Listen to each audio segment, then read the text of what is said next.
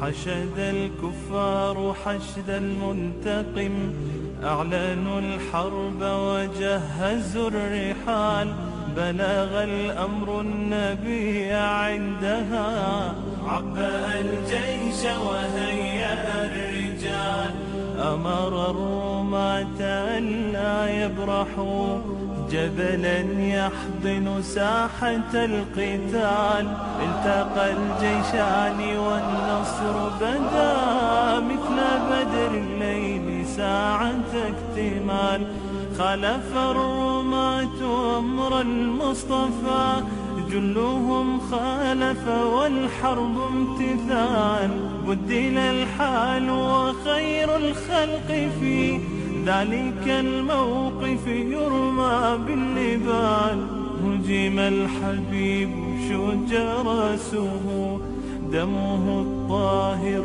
فوق الوجه سال، هجم الحبيب شج رأسه، دمه الطاهر فوق الوجه سال. Nous sommes en ce moment au cœur des combats, en plein milieu du champ de bataille. C'est ici que tout se passe. Alors derrière moi, il y a Jabal al-Rumah. En face de moi, il y a Uhud. Sur ma gauche, il y a l'armée de Quraysh. Et à ma droite, il y a l'armée du prophète alayhi salatu salam. Ces deux armées qui vont se rencontrer entre Jabal al-Rumah et Jabal Uhud. Alors à l'époque, il était de coutume que les deux armées, avant qu'elles ne se rencontrent, il y avait des combats de corps à corps, des duels.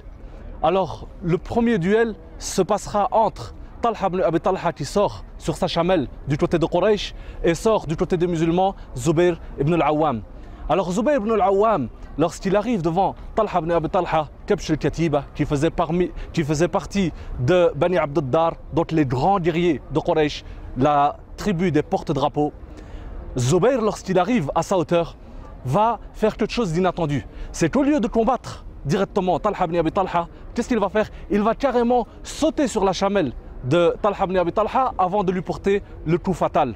Celui-ci tombe, meurt, et Zubayr ibn al-Awwam est sur la chamelle de Talha ibn Abi Talha. Évidemment, du côté de l'armée musulmane, c'est Tekbir et c'est déjà l'odeur de la défaite du côté de Quraysh.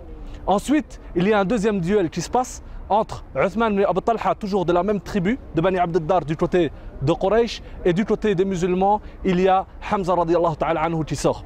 Hamza radiallahu anhu qui sort et qui, en un coup d'épée, va mettre fin à son adversaire et va l'éliminer. Troisième duel entre Uthman ibn Talha et Ali radiallahu ta'ala anhu. Alors Uthman sort très orgueilleux et il parle avec l'armée du prophète alayhi salam et il dit: vous prétendez que vos épées nous envoient en enfer et que nos épées vous envoient au paradis. Lequel d'entre vous est donc pressé d'aller au paradis? Et à ce moment-là, Ali radiallahu ta'ala anhu arrive à sa hauteur et en un coup d'épée, il lui coupe la jambe. Il lui coupe la jambe et Uthman ibn Talha, qui lui était orgueilleux il y a peu, voilà qu'il se met à supplier Ali radiallahu ta'ala anhu de le laisser en vie et il lui demandait par le lien de sang qui les unissait, puisqu'ils étaient tous de Quraysh, de lui laisser la vie. Ali radiallahu ta'ala anhu le laissa à son compte et ça lui suffisait comme punition, il se retire. Évidemment, les duels étaient très importants, ils étaient stratégiques, parce qu'il faut savoir que perdre un duel avait son influence sur toutes les troupes, sur toute l'armée, et gagner un duel également avait son influence sur le moral de toutes les troupes. Alors dès le départ ici, on voit lors des duels que l'avantage prime pour le côté des musulmans. Ils étaient, si on peut dire, à 3-0. Après cela, les deux armées vont se rencontrer et vont croiser le fer. Alors comment est-ce que les choses se passent? C'est ce qu'on va voir, Inch'Allah Ta'ala, juste après. Les deux armées vont se rencontrer. Et l'avantage pris par l'armée musulmane lors des duels va être confirmé. Les choses vont aller très vite. L'armée de Quraysh va être dépassée. L'armée musulmane va littéralement transpercer son ennemi. Et évidemment, l'accent va être mis sur le porte-drapeau de l'armée de Quraysh. 10 grands guerriers de Bani Abd ad-Dar parmi les Qurayshites, parmi les Mecquois, vont se succéder les uns aux autres pour tenir le drapeau, mais finiront par succomber. Le rouleau compresseur de l'armée musulmane est irrésistible. L'armée musulmane va arriver jusqu'au rang des femmes. Mais entre-temps, l'armée musulmane va également subir l'une des plus grandes pertes de son histoire. Hamza radiallahu ta'ala anhu va se retrouver dans le collimateur de Wahshi. Wahshi, c'était cet esclave habashi qui était l'esclave de Jubayr ibn Mut'im, qui avait été engagé juste pour tuer Hamza radiallahu ta'ala anhu. Il n'avait qu'une seule mission, c'était de tuer Hamza. Lui était un expert dans la lance et dans le fait d'atteindre les cibles de loin. Un sniper, si on peut dire. Cet homme n'est venu ici pour aucune autre raison que pour trouver sa liberté. Promis s'il arrivait à tuer Hamza. Et il racontera lui-même quelques années plus tard, il dit « J'étais dans la bataille de Uhud et je me suis camouflé. J'observais ma cible, qui était Hamza.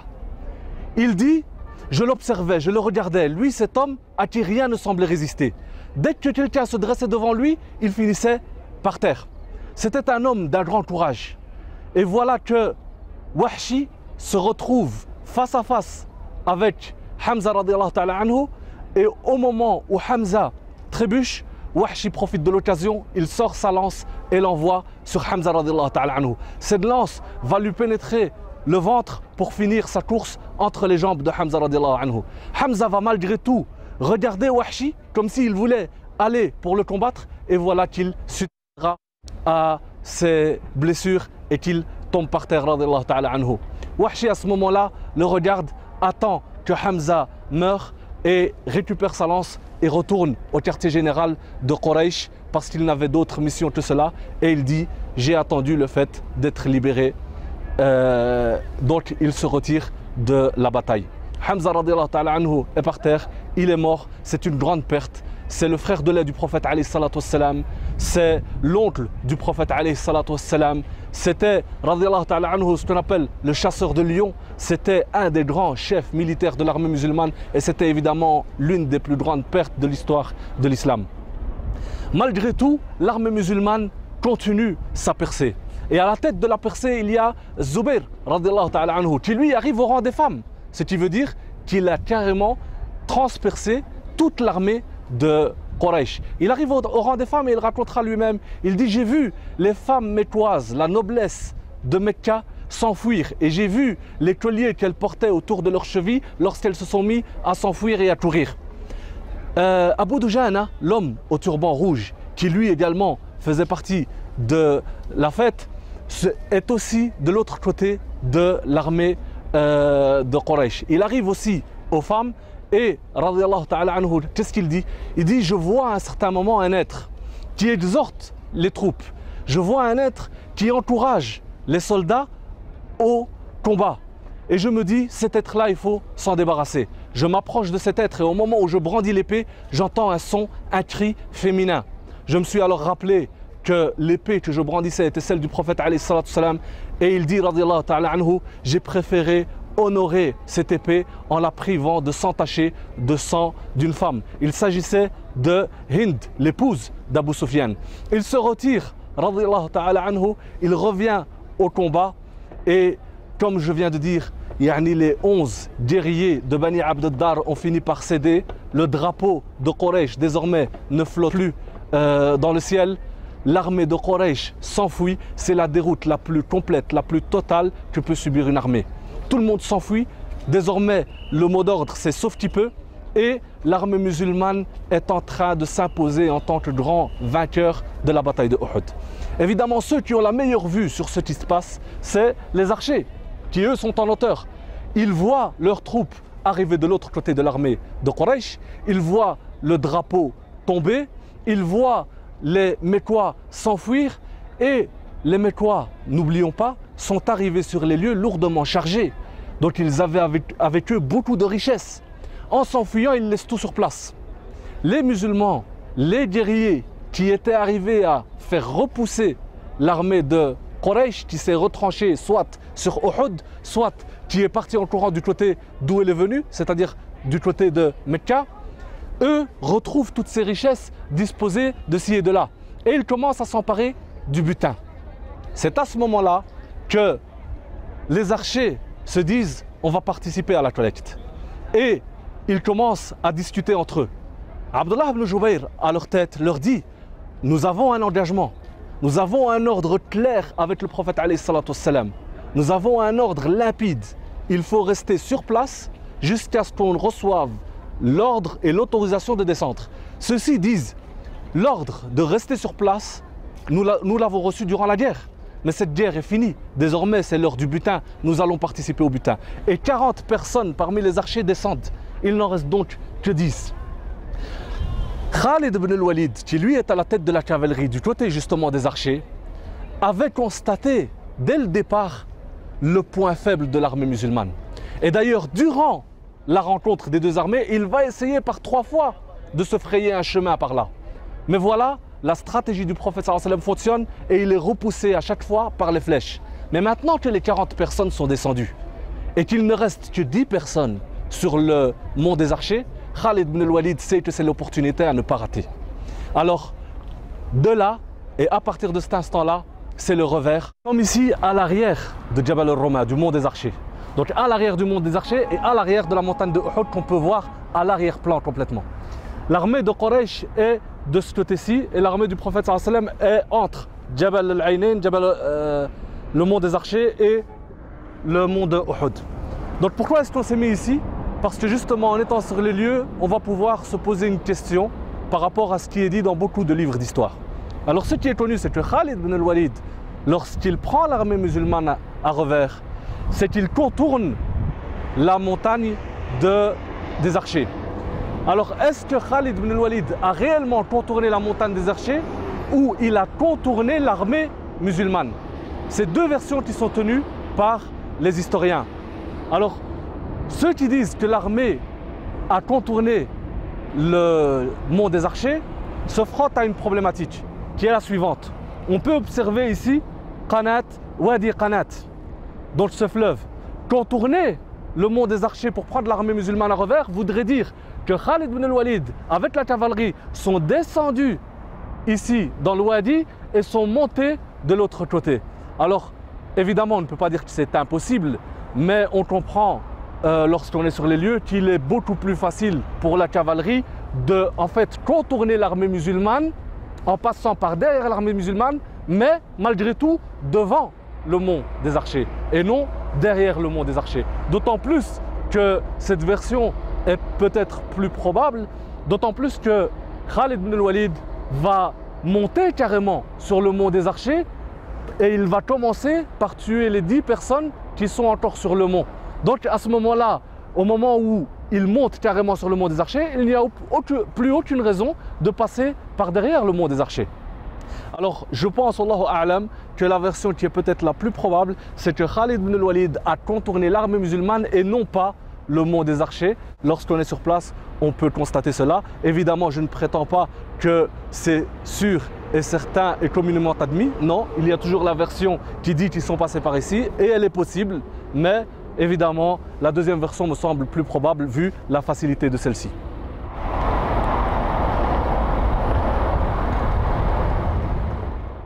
C'est ainsi que Khalid ibn al-Walid donc contourne l'armée musulmane, qu'il arrive par ce côté-ci, donc à l'arrière de Jabal al-Roma, ou qu'il arrive juste devant Jabal al-Roma et qui prend l'armée musulmane à revers de ce côté-ci.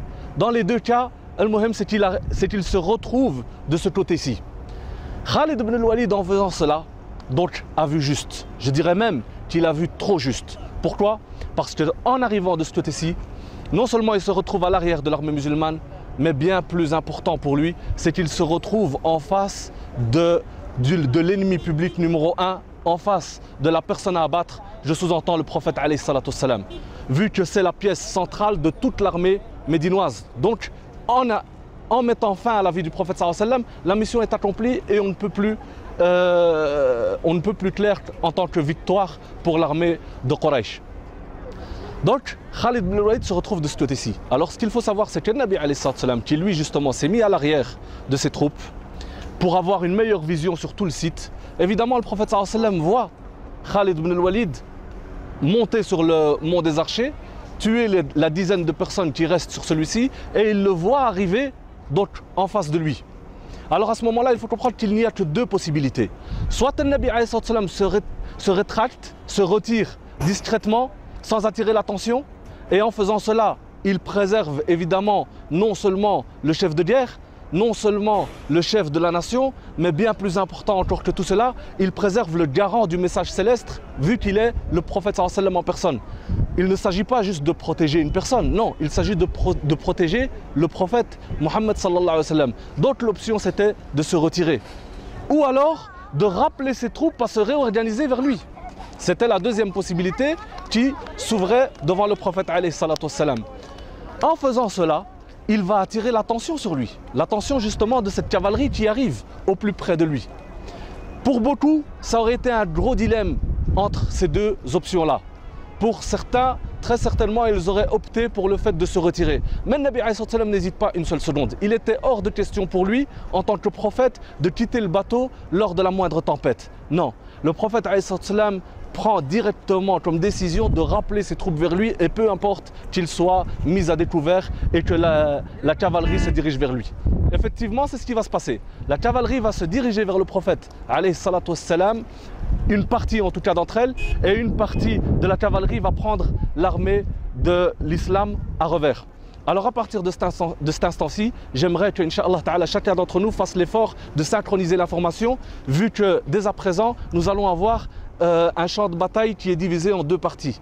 Ici à l'arrière, autour du prophète sallallahu alayhi wa sallam, et au centre des combats, où l'armée musulmane est prise en sandwich entre les deux factions de l'armée qurayshite. Je commence par ici derrière et ensuite, Inch'Allah Ta'ala, je reviendrai sur ce qui se passe au centre. Donc ici derrière, autour du prophète sallallahu alayhi wa sallam, il y a une dizaine de personnes seulement. Et une partie donc de la cavalerie va se diriger vers le prophète alayhi salatu wassalam en l'entendant crier « Ilayya ibadallah, ana rasulullah » « Revenez à moi, ô musulmans, car je suis le prophète d'Allah subhanahu wa ta'ala ». Eux, évidemment aussi, vont attaquer le prophète alayhi salatu wassalam. Et là, autour du prophète sallallahu alayhi wa sallam, ces 10 hommes vont donner un cours pratique de ce qu'on a si longtemps entendu au niveau de la théorie, de ce qu'on appelle l'amour du prophète alayhi salatu wassalam. Le prophète sallallahu alayhi wa sallam regarde ces hommes et il sait qu'il ne les reverra plus d'aussitôt. Et eux également comprennent que l'heure du martyre a sonné. Ils comprennent qu'aujourd'hui, ils vont mettre en œuvre, en pratique, leur amour pour Allah Azza wa Jal, pour leur prophète et pour leur foi. Donc le prophète sallallahu alayhi wa sallam leur dit au revoir, je dirais plutôt à bientôt, et il leur rappelle que celui d'entre eux qui combattra autour du prophète alayhi salatu wassalam sera auprès de lui dans les hauts jardins du paradis. Alors à ce moment-là, les hommes autour du prophète sallallahu alayhi wa sallam vont commencer à essayer de repousser l'ennemi. Alors évidemment, il ne s'agit pas de combattre réellement. Non, ici il s'agit uniquement de retarder les attaques de la cavalerie jusqu'à ce que la partie qui est au centre entende l'ordre qui vient d'être donné de se réorganiser autour du prophète sallallahu alayhi wa sallam. C'est ça l'enjeu, il ne s'agit pas de combattre réellement. Donc à ce moment-là, il faut retarder le plus possible toutes ces attaques. Ces personnages-là vont l'un à l'autre se succéder et donner leur vie pour la cause du prophète alayhi sallam, pour Allah Azza wa Jal. 7 d'entre eux vont tomber à ce moment-là. Et entre-temps, Talha ibn Ubaydillah, qui est lui autour du prophète sallallahu alayhi wa sallam, le couvre. Il le couvre et il essaye d'empêcher que flèches, pierres ou tout autre objet puisse atteindre le prophète sallallahu alayhi wa sallam. Donc réellement, il se met en tant que bouclier humain sur le prophète alayhi salatu wa sallam. Le Nabi alayhi salatu wa sallam essaye de voir malgré tout ce qui se passe. Et à chaque fois que le Nabi sallallahu alayhi wa sallam lève la tête, Talha ibn Ubaydillah lui dit « Ya Rasulallah, baisse la tête, Ya Rasulallah, que la flèche atteigne ce trou et n'arrive pas sur le tien. » Entre-temps, les autres tombent l'un après l'autre et se succèdent. Parmi les premiers qui étaient vraiment quasiment autour du prophète alayhi salatu wa sallam, il y a Sa'd ibn Abi Waqqas. Lui voit un homme au visage rouge de sang. Il demande à Al-Miqdad, il lui dit « C'est qui cet homme ?» Al-Miqdad lui dit « C'est le prophète sallallahu alayhi wa sallam » Tellement que son visage était plein de sang, le prophète alayhi salatu wa sallam, on voit que Sa'd ne l'a même pas reconnu. Il revient, il se met auprès du prophète alayhi salatu wa sallam et il sort sa flèche, il sort son arc et il commence à tirer sur tout ce qui bouge, sur tout ce qui se rapproche du prophète alayhi salatu wa sallam. Al-Nabi alayhi salatu wa sallam, en le voyant, lui dit « Tire ya Sa'd, vise et atteins l'ennemi, je sacrifierai mon père et ma mère pour toi. » Alors cette parole était une expression dite par les Arabes qui était une sorte de déclaration d'amour pour la personne à qui on présente de telles mot. Saad gardera cet honneur toute sa vie vu qu'il est le seul compagnon du prophète alayhi salam qui a joui d'une telle déclaration d'amour. Je sacrifierai père et mère pour toi, ya Saad. Le prophète alayhi salam voit et entreperçoit juste auprès de lui, il voit un soldat exceptionnel. Il voit Nusayba, Imara, qui vient et qui prend l'épée pour essayer de repousser l'ennemi comme elle peut. Donc le prophète sallam voit une femme et il ne peut se retenir de sourire, alayhi salatu wassalam. Il sourit en la voyant, un sourire évidemment qui ne va pas échapper à Nusayba elle-même. En voyant ce sourire du prophète alayhi salatu wassalam, elle va profiter de l'occasion, elle va lui dire ya Rasulallah, implore Allah Azza wa Jal pour que nous puissions être à tes côtés au jour du jugement, pour que nous puissions être à tes côtés fi Jannat Na'im, dans les hauts jardins du paradis. Et le prophète sallallahu alayhi wa sallam lui dira, vous serez à mes côtés, vu qu'elle combattait elle auprès de son mari et de son fils également qui faisait partie de la bataille. Ça, c'est en ce qui concerne les efforts qui ont été fournis autour du prophète alayhi salatu wassalam. Mais tous ces efforts n'empêcheront pas justement le prophète sallallahu alayhi wa sallam d'être touché. Car il n'y a rien à faire, la cavalerie est là et les efforts sont déployés pour éliminer le prophète sallallahu alayhi wa sallam. Il sera touché ce jour-là, il subira plus de 70 coups, 70 coups, que ce soit des épées ou autres, des pierres, etc. D'ailleurs, il recevra sur son casque un coup d'épée qui fera fendre le casque et dont les extrémités viendront se planter sur le visage du prophète sallallahu alayhi wa sallam et faire couler le sang que Saad justement verra juste un peu plus tard.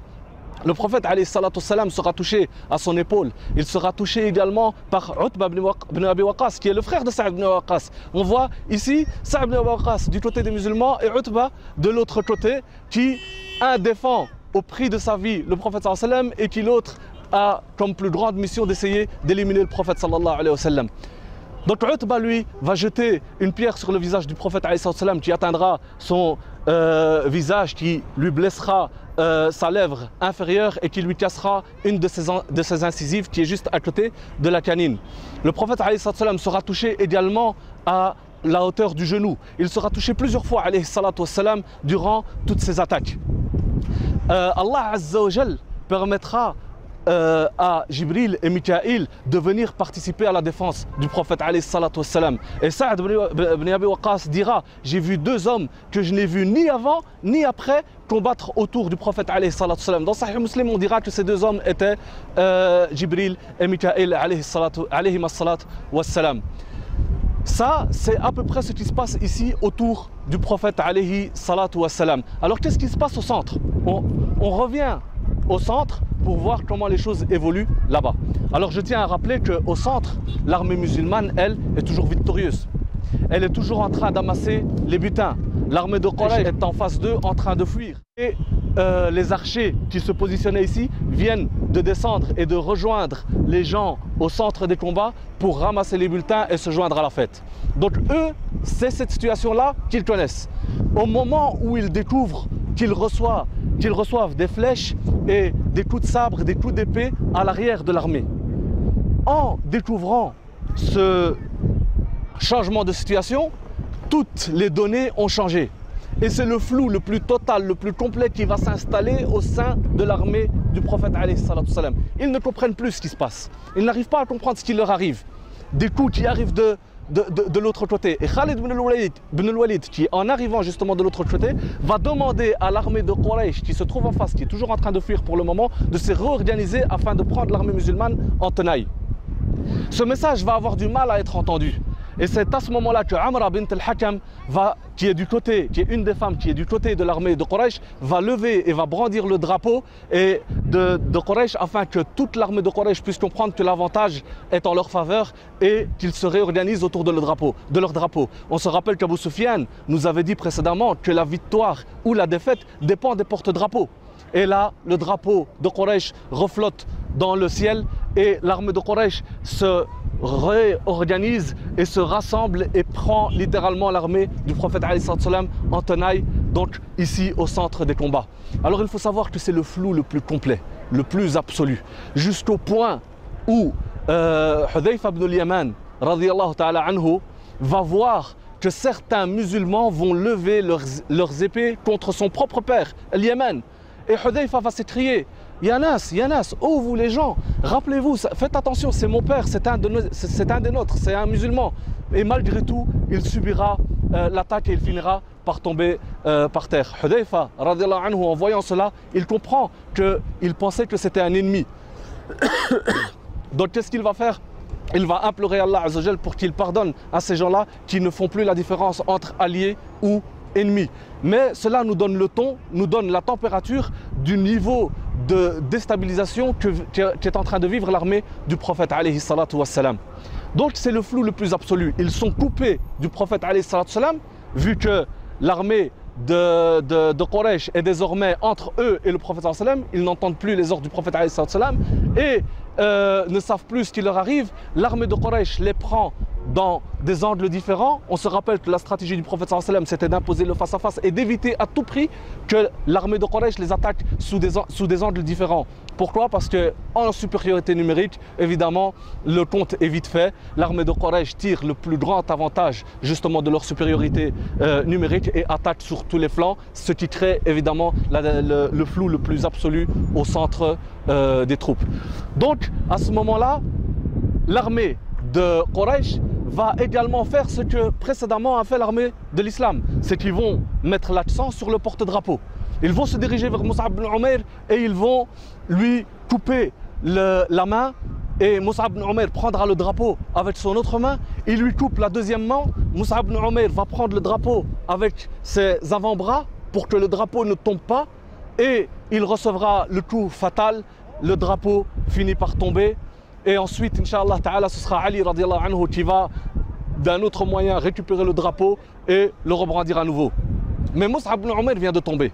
Lorsque Mus'ab ibn Umayr tombe, la personne qui tue Mus'ab ibn Umayr pense avoir tué le prophète alayhi salatu wassalam. Pourquoi? Parce que Mus'ab ibn Umayr ressemblait au prophète alayhi salatu wassalam. Il lui ressemblait. Il pensait qu'il avait tué le prophète sallallahu alayhi wa sallam. Cette information va s'ébruiter. Elle va aller de part et d'autre des troupes. Et tout le monde va entendre que le prophète sallallahu alayhi wa sallam est mort. Alors imaginez l'impact que cette information peut avoir sur les deux factions. Évidemment, l'armée de Quraysh, pour elle, c'est la victoire la plus absolue. Et l'armée du prophète alayhi salatu wassalam est vraiment abattue et son moral est à zéro. D'ailleurs, à l'entente de l'information que le prophète sallallahu alayhi wa sallam est mort, certains vont fuir, vont se diriger vers Uhud, d'autres vont se diriger vers Médine. Et le Nabi alayhi salatu wassalam continue de les appeler. Certains autres vont au centre des combats tomber par terre. L'information pour eux, elle est mortelle. Elle est plus grave que tout ce qu'ils ont pu connaître jusqu'à présent. Ils vont tomber par terre et ils ne penseront même plus à se défendre eux-mêmes. Donc imaginez que vous êtes au centre des combats, qu'il y a du sang qui gicle, des épées qui tapent dans tous les sens, des têtes peut-être qui tombent, des bras qui se coupent, et ces gens-là ne pensent même plus à se défendre. Pourquoi? Parce que l'information que le prophète sallallahu alayhi wa sallam est mort était pour eux bien plus grave et leur faisait bien plus mal que tout le reste. Ils en ont oublié même qu'ils étaient en plein milieu des combats. Et c'est à ce moment-là que Anas ibn Nadr, radiyallahu ta'ala anhu, va voir ces gens par terre. Et il va leur dire: qu'avez-vous? Qu'avez-vous à baisser les bras? Est-ce qu'on adore le prophète alayhi salatu salam ou on adore Allah azza wa jal? Donc il leur rappelle, il leur dit ce que Abu Bakr radiyallahu ta'ala anhu dira plus tard. Il leur dit: celui d'entre vous qui adore le prophète sallallahu alayhi wa sallam, le prophète sallallahu alayhi wa sallam est peut-être mort, mais celui d'entre vous qui adore Allah azza wa jal, Allah subhanahu wa ta'ala est le vivant qui ne meurt pas. Il a dit ces choses-là dans leur sens et pas dans leurs mots. Lui, il va leur dire autre chose, mais qui prend le même sens. On comprend que Ibn Nadr radiallahu ta'ala anhu est exactement dans le même état d'esprit que Abu Bakr radiallahu ta'ala anhu au moment de la mort du prophète sallallahu alayhi wa sallam. Anas ibn Nadr leur dit: si le Nabi sallallahu alayhi wa sallam est mort, eh bien levez-vous et combattez pour la cause pour laquelle le prophète sallallahu alayhi wa sallam est mort. C'est ça le message, c'est ça l'objectif. L'objectif c'est l'islam, l'objectif c'est la foi, l'objectif c'est notre relation avec Rabbil Alamin. Que le Nabi sallallahu alayhi wa sallam soit vivant ou que le Nabi sallallahu alayhi wa sallam soit mort, dans les deux cas, Allah azza wa jal reste vivant. En faisant cela, il insuffle de l'espoir dans l'armée du prophète alayhi salatu salam, et Anas ibn Nadr va se lancer littéralement dans le centre des combats. Il va se lancer vers l'armée de Quraysh et il finira par tomber en martyr ce jour-là. D'ailleurs, personne ne le reconnaîtra. Si ce n'est sa sœur, elle va le reconnaître à ses doigts, parce qu'il avait des doigts d'une forme particulière. Amma le reste, quant au reste de son corps, il était impossible de reconnaître Anas ibn Nadr. Ils disent qu'ils ont trouvé sur lui plus de 80 coups d'épée, de lance, etc., etc. Donc, malgré tout, Anas ibn Nadr repousse et rebooste l'armée du prophète qui retrouve goût au combat, qui reprend les armes et qui combat tel qu'elle peut. Entre-temps, l'armée du prophète fait son petit chemin et arrive au centre des combats. Les musulmans finissent par entendre à nouveau que le prophète leur demande de se réorganiser vers lui. Et donc, le prophète s'il demande cela, c'est qu'il est encore vivant. Donc l'espoir est encore plus fort. Et l'armée du prophète commence à s'acharner au combat et à revenir ici derrière pour se joindre au prophète. Les premiers retours commencent à se faire. Parmi les premiers retours, il y a Abu Bakr radiallahu ta'ala anhu, il y a Omar, il y a Abu Ubaid ibn al-Jarrah. Et Abu Bakr radiallahu ta'ala anhu voit cet homme qui est en train de faire beaucoup d'efforts, qui couvre le prophète sallallahu alayhi wa sallam, qui joue au bouclier humain autour du prophète alayhi wa sallam. Il voit cet homme et il dit Kun Talha, j'espère que c'est Talha. Et en arrivant, il se rend compte que c'est Talha ibn Ubaydillah radiallahu ta'ala anhu. L'armée commence à se restructurer autour du prophète sallallahu alayhi wa sallam et elle forme un noyau autour du prophète alayhi wa sallam. Évidemment, ils font tout pour préserver le prophète sallallahu alayhi wa sallam des attaques de Quraysh. Le Nabi alayhi salam, une fois que son noyau est formé autour de lui, décide de se rétracter et de retourner vers Uhud. Et là, on voit encore une fois que la stratégie du prophète sallallahu alayhi wa sallam paye. Parce que, comme on l'a dit au départ, c'est que le Nabi sallallahu alayhi wa sallam va mettre Uhud à son dos pour le préserver de l'ennemi. Mais également ici, au cas où, elle permet justement de se retrancher et de se préserver des attaques de l'ennemi. Lorsqu'il se retranche avec les Sahaba sur Uhud, il arrive ici et le Nabi malgré que blessé, malgré que très éprouvé par ce qu'il vient de se passer, le Nabi réunit ses hommes et il prie Salat al-Dhuhr. Ensuite, le Nabi lorsqu'il est ici avec ses hommes, il y a Abu Sufyan qui arrive. Abu Sufyan et qui va d'en bas s'écrier. Par 3 fois, il va demander est-ce que Mohammed est parmi vous? Est-ce que Ibn Abi Quhafa, yani Abu Bakr, est parmi vous? Est-ce que Omar est parmi vous? Et le Nabi leur demandera de se taire. Ne répondez pas. Ensuite, Abu Sufyan est tout fier, tout heureux, s'enorgueillit et dit cela, on s'en est débarrassé. Malgré tout, il repose la question une deuxième et une troisième fois. Et Omar radiallahu ta'ala anhu avait du mal à se retenir. Et à chaque fois, il demande au prophète alayhi salam, Ya Rasulallah, laisse-moi lui répondre. Et le Nabi sallam lui dit non, vous ne répondez pas. Jusqu'à la troisième fois, le Nabi alayhi salam donne l'autorisation à Omar de répondre. Et Omar de suite s'écrie, sache que Allah azza wa jal a laissé ceux que tu voulais voir disparaître. Et à ce moment-là, s'enclenche et démarre une discussion entre Abu Sufyan et Omar radiallahu ta'ala anhu. Abu Sufyan à ce moment-là va s'écrier et va dire, sachez qu'il y a parmi vos morts que vous avez laissés sur le site de la bataille, il y a parmi vos morts des gens qui ont été mutilés. Sachez que je ne l'ai pas ordonné, mais sachez également que cela ne me dérange pas du tout. Ensuite, il dit U'lu Hubal, grandeur à Hubal, qui était leur divinité. Et le Nabi alayhi salam dit ne le répondez-vous pas? Et il dit rien, Rasulallah, comment lui répondre? Il dit, le Nabi alayhi salam, dites Allahu a'la wa ajal, Allah est plus grand, il est le majestueux, subhanahu wa ta'ala. Ensuite, Abu Sufyan reprend et il dit Al-Uzza lana wa la Uzza lakum. C'est-à-dire, Al-Uzza, leur divinité, est de notre côté et vous en êtes privés. Le Nabi alayhi salam dit ne répondez-vous pas? Et Sahaba dire comment répondre, ya Rasulallah? Il dit alayhi salam, dites Allahu Mawlana, Allah est notre protecteur, Allah est notre allié, alors que vous en êtes privés. Allahu Mawlana wa la Mawla lakum. Ensuite, à la troisième fois, il dira Yawmun biyawm, jour pour jour. Le jour de Uhud pour le jour de Badr. Le Nabi alayhi salam leur dira répondez-lui. Il dit quoi répondre, ya Rasulallah? Il dit dites-leur que ce ne sont pas les mêmes choses, pas de similitude. Nos morts sont des martyrs, ils sont dans les hauts paradis alors que vos morts sont en enfer.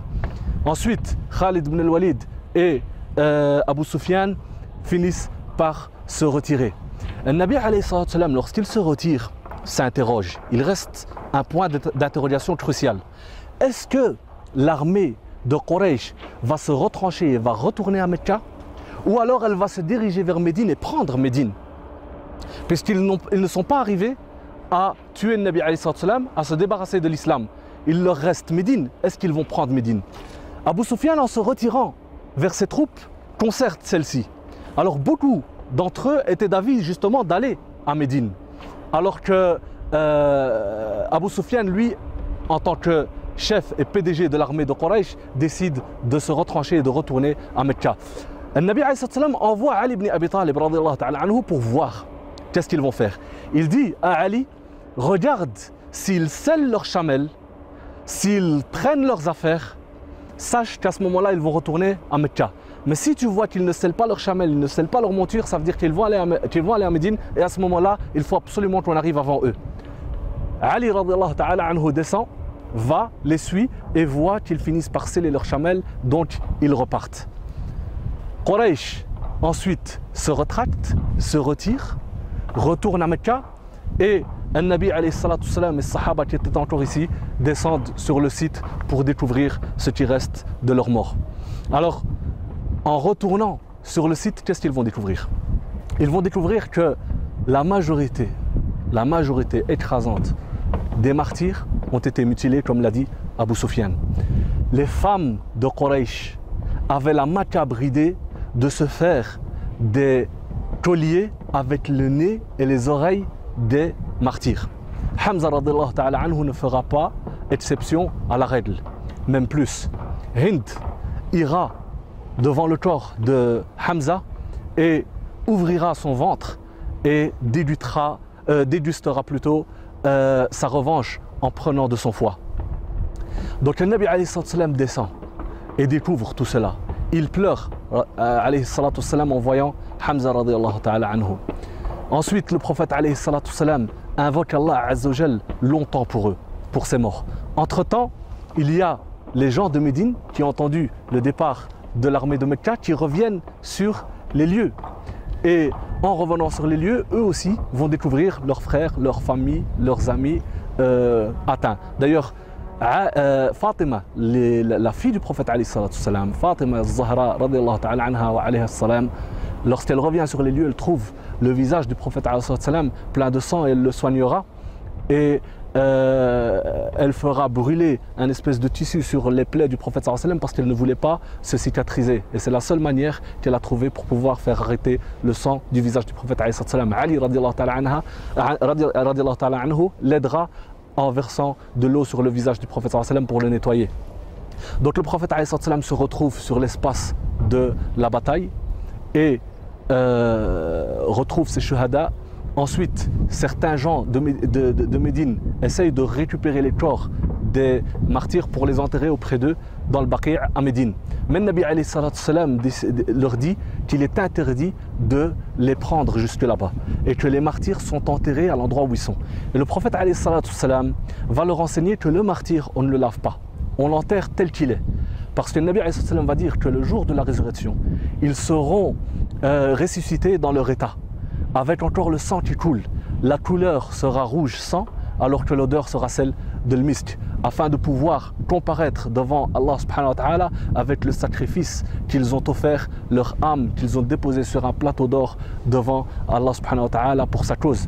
Donc c'est un mérite particulier, c'est pour ça que le Nabi sallallahu alayhi wa sallam décide de ne pas les laver tel qu'on le fait avec la majorité des musulmans lorsqu'ils meurent de manière normale. Donc le martyr on ne le lave pas. Le Nabi sallallahu alayhi wa sallam va également les enterrer dans des tombes communes et il va tenir compte alayhi salatu salam des affinités. Il va enterrer les gens qui étaient proches les uns des autres. Il va enterrer Amr ibn Jamouh avec Abdullah ibn Haram parce qu'ils étaient des amis. Et bien sûr, il tiendra compte également de celui qui mémorise le plus de Coran al-Karim. Ce sera le premier qu'on mettra dans la tombe. Et le Nabi alayhi sallam ne prie pas sur Sahaba, il ne prie pas sur eux. Pourquoi? Parce que bi'idhnillah ta'ala, ces gens-là, en se sacrifiant, ont cette particularité-là qui est le fait de ne pas prier sur eux. Par contre, il va invoquer Allah Azza wa Jal pour eux longuement. Et le Nabi alayhi salam va, sur l'espace de la bataille, rassembler toutes ses troupes. Et il va lever ses mains vers Allah subhanahu wa ta'ala et invoquer longuement. Il va reconnaître les mérites d'Allah subhanahu wa ta'ala, il va vanter ses louanges les louanges d'Allah subhanahu wa ta'ala et il va invoquer pour les morts. Il dira, Ya Allah, sois témoin que ces gens-là sont morts pour ta cause. Et il dira également, je suis témoin pour ces gens-là qu'ils sont morts pour la cause d'Allah subhanahu wa ta'ala. Le prophète alayhi salatu salam ensuite se retourne, ou en tout cas se rétracte et retourne vers Médine. En arrivant à Médine, il va rencontrer les gens qui sont sur place et qui attendent l'information. Où sont nos maris, où sont nos pères, où sont nos frères, où sont nos sœurs, etc. Donc le Nabi sallallahu alayhi wa sallam, lorsqu'il arrive, rencontre par exemple Hamna ibn Jahsh. Et Hamna ibn Jahsh, il lui sera dit que beaucoup de ses proches sont morts, son frère, son oncle, et chaque fois, elle patiente. Mais lorsqu'on lui apprend que son mari est mort, elle se met à pleurer et à crier en sanglots. Jusqu'à ce moment-là, ce n'était pas encore interdit, ce qu'on appelle le niyaha. Ça a été interdit juste après, d'ailleurs au moment de la bataille de Uhud. Elle se met à pleurer et le Nabi alayhi salam, en la voyant pleurer, il dira « Sachez que l'époux, le mari occupe une place particulière dans le cœur d'une femme ». Il dit cela parce qu'elle a patienté lorsqu'on lui a appris la mort de ses proches et elle n'a pas pu se retenir lorsqu'elle a entendu la mort de son mari. Également, une autre parmi les Médinoises entendra que ses proches sont morts et à chaque fois, elle s'interrogera. Elle dira « Mais qu'en est-il du prophète sallallahu alayhi wa sallam ? Qu'en est-il du prophète sallallahu alayhi wa sallam ?» Et à chaque fois, on lui dit « Le prophète sallallahu alayhi wa sallam va bien, le prophète sallallahu alayhi wa sallam va bien. » Et elle dira « Je veux le voir. Je veux poser mes yeux sur le prophète sallallahu alayhi wa sallam et savoir qu'il va bien. » Et lorsqu'elle le voit, elle lui dit « Sache, ya Rasulallah, que toutes les masa'ib, que tout malheur devient petit et futile en sachant que ta personne va bien. » Tel était l'amour de l'Ansar qu'ils avaient pour leur prophète alayhi salatu wassalam. Donc le prophète alayhi salatu wassalam, une fois à Médine, donc le samedi soir, il reste à Médine. Seulement le dimanche matin, il reconvoque tous ceux qui ont participé à la bataille de Uhud, tous, sans exception. Et il interdit à tout le monde de se désister de participer à une autre expédition qui sera le départ et le déplacement vers Al-Hamra al-Asad. Il y aura une seule exception, c'est que le Nabi sallallahu alayhi wa sallam permettra à Jabir, le fils d'Abdullah ibn Haram, de rejoindre les troupes de l'armée musulmane. Alors l'armée musulmane sort et va à Hamra al-Asad avec à peu près 630 hommes ou 600 hommes selon les versions du nombre de shuhada, du nombre de martyrs, donc à peu près 600 hommes. Il va jusqu'à Hamra al-Asad et là il va y rester le lundi, le mardi et le mercredi. Alors c'était un déplacement stratégique, il est important de le comprendre. Pourquoi? Parce que Quraysh qui est parti et qui est retourné à Mecca, elle est retournée dans une espèce de discorde. Est-ce qu'on va revenir prendre Médine ou on va continuer le chemin vers Mecca? Le prophète sallallahu alayhi wa sallam, en sortant à Hamra al-Asad, va se positionner là-bas pendant 3 jours et va attendre que l'armée de Mecca revienne. Alors ça, c'était stratégique. Pourquoi? Pour plusieurs aspects. Premièrement, c'est qu'en faisant cela, il montrait que Médine a encore une force. Et de facto, il faisait taire tous ceux qui auraient l'intention de comploter contre Médine, que ce soit les ennemis internes tels que les munafiqoun, les hypocrites de Médine, ou même certaines tribus juives qui voulaient comploter contre le Nabi alayhi salam, qui vivaient à l'intérieur de Médine, ou même les Arabes et les tribus arabes qui étaient aux alentours de la ville de Médine et qui auraient pu comploter justement pour venir attaquer Médine. Ça, c'est les aspects pour lesquels le Nabi sallallahu alayhi wa sallam est parti à Hamra al-Asad. Mais également pour dissuader Quraysh de revenir. Parce que Quraysh est tout à fait consciente qu'elle a failli tout perdre dans cette ma'araka et qu'elle s'en sort à peine la tête levée. En revenant, il y a encore une armée qui est encore capable de combattre. Et se frotter à eux, ils savent que ça peut les mener à la défaite. Donc l'hésitation qu'ils avaient à partir du moment où ils étaient ici en partant jusqu'au moment où l'armée du prophète sallallahu alayhi wa sallam se retrouve à Hamra al-Asad va s'arrêter complètement lorsque Quraysh va entendre que le Nabi sallallahu alayhi wa sallam est sorti pour les combattre. Donc à ce moment-là, ils ne vont plus hésiter et ils vont continuer leur route vers Mecca.